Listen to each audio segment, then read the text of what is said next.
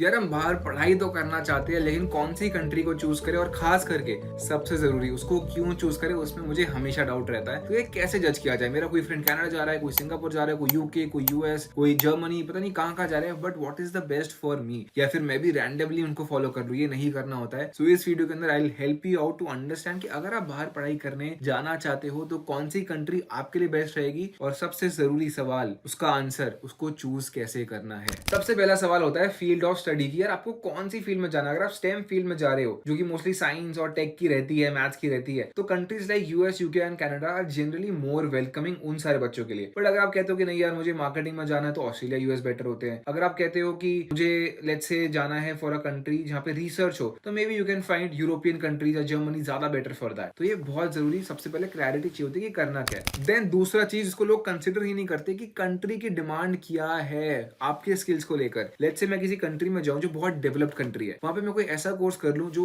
उन सारे पॉपुलेशन को ऑलरेडी आता है, या वहां पे एम्प्लॉइज वो ऑलरेडी करते हुए आ रहे हैं। डू यू थिंक मुझे आसानी से अपॉर्चुनिटी मिल जाएगी उस जगह पे? The answer is obviously no, नहीं मिलेगी वहां पे अपॉर्चुनिटी। तो अंडरस्टैंड करो कि अगर मैं फाइनेंस के लिए जा रहा हूं, तो should I go may be in a country जहां पे फाइनेंस के ऑलरेडी बहुत सारे प्रोफेशनल्स है और वहां पे सैचुरेशन हो चुका है, या maybe I should go to a country जहां पे फाइनेंस का अभी भी स्कोप है। तो that is all done by your own research. अब देखो मैंने एक लिस्ट निकाली है, and this is the skilled occupation list of Australia. अगर आपका प्रोफेशन है किसी भी कंट्री की स्किल्ड ऑक्यूपेशन लिस्ट पे, इसका मतलब उस कंट्री को चाहिए वो लोग विद दैट स्किल, एंड इससे आपको बहुत आसानी हो जाएगी इन अंडरस्टैंडिंग कि आपको उस कंट्री में जाना चाहिए या नहीं जाना चाहिए। नंबर 3 पॉइंट पे चलने से पहले मैं अगेन इस पे एम्फसाइज कर रहा हूँ, मैंने बहुत जल्दी शायद आपको बता दी वो वेबसाइट, बट वो बहुत जरूरी वेबसाइट है, उसको यूज करो, बहुत आसान करने वाली वो काम। नंबर 3 पे आता है जॉब मार्केट। बहुत लोगों ने सुना होगा कि यूके का जॉब मार्केट अभी बहुत खराब चल रहा है, रिसेशन चल रहा है। फिर बीच में एक दो कंट्रीज ने और रिसेशन के बारे में बात करी थी। तो जाहिर सी बात है, बड़ा इंपॉर्टेंट पॉइंट है, बट बड़ा कॉमन पॉइंट भी है कि जॉब मार्केट को प्लीज कंसिडर करो। आप कौन सी जॉब परस्यू करने वाले उस कंट्री में after wrapping up your education matters a lot.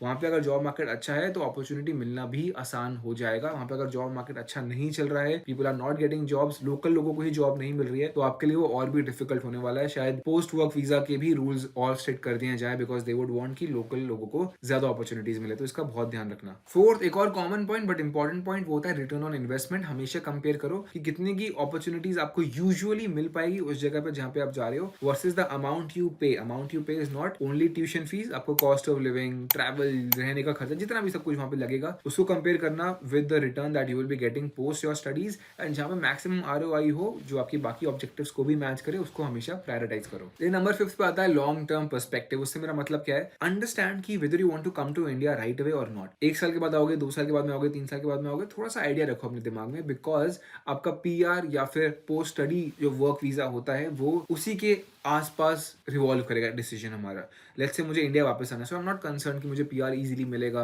या मुझे आसानी से वहाँ पे काम मिलेगा या नहीं मिलेगा, बट लेट्स से मुझे नहीं यार, मुझे तो रहना है, मैं चाहता हूँ कल को कोई कंपनी मुझे स्पॉन्सर भी कर दे। सो उसके लिए ये सारी चीजें देखना बहुत जरूरी है, and it differs country to country. Number 6 पे आता है work opportunities during your education. बहुत लोग इसको कंसिडर नहीं करते हैं। ऑलमोस्ट हर कोई, मैं परसेंटेज में अगर बताऊं तो शायद nearly 90 to 100% people they work when they are studying, खास करके if they are going abroad India से टू स्टडी। हर कोई पार्ट टाइम अपॉर्चुनिटीज या इंटर्नशिप्स या कुछ ना कुछ जॉब कर रहा होता है। तो अंडरस्टैंड कि जिस भी जगह पे आप जा रहे हो वहां पे कितने आवर्स आपको अलाउड है, वहां पे मिनिमम वेज क्या है, will it be able to cover your cost of living, ये सारे डिसीजंस आपको लेने पड़ेंगे। It's a mathematical simple formula, अपने हिसाब से आप उसको कैलकुलेट कर सकते हो, then you can make a decision accordingly. Last और एक और बहुत ही इंपॉर्टेंट पॉइंट, वो होता है पोस्ट ग्रेजुएशन अपॉर्चुनिटीज। इसको मैंने पहले भी बताया बहुत ही सिंपल टर्म्स में कि जब मेरी ग्रेजुएशन या मेरी पोस्ट ग्रेजुएशन कंप्लीट हो जाएगी, will I be able to find good opportunities in that place और not? Will the college be helping me out with the placement, जो कि यूजुअली बहुत सारे कॉलेजेस नहीं करते अब्रॉड के अंदर। सो ये सब चीज आपको कंसिडर करना बहुत जरूरी है when you make this call. With this I wrap up the video. कोई भी डाउट है, कोई भी पॉइंट को लेकर क्वेश्चन है, let us know in the comments and we will be very happy to help you out. You can also connect with our counsellors which will be helping you out with your career decisions, that too for free.